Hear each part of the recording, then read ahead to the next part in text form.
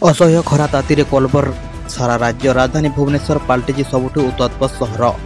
आज दिन 2:30 सुधा भुवनेश्वर पारद 43.6 डिग्री रेकर्ड करा जायथिला। प्रमुख सहर सूर्यकिरण को तोतला झांझी पवन रे लोके अस्तव्यस्त।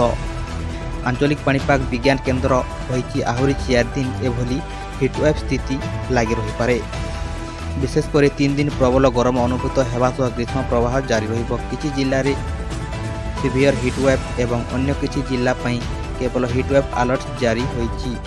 राज्य को क्रमागत भाव उत्तर पश्चिम और पश्चिम दिगरु गरम और सूक्ष्म पवन प्रभावित होउतिबारु अधिकांश शहर रे तापमात्रा 40 डिग्री उपरे रहुछि। आसंता 4 दिन मध्य तापमात्रा स्वाभाविक ठारू 3 रु 5 डिग्री अधिक होई पारे।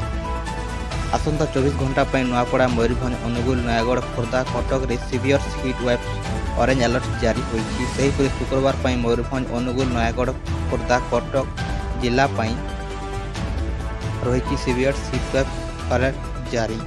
जगतसिंहपुर भद्रक केन्द्रापड़ा बालेश्वर जाजपुर ढेंकानाल कंधमाल नुआपड़ा मालकानगिरी कोरापुट गजपति केन्दुझर पर हिटवेव येलो अलर्ट जारी होईछि।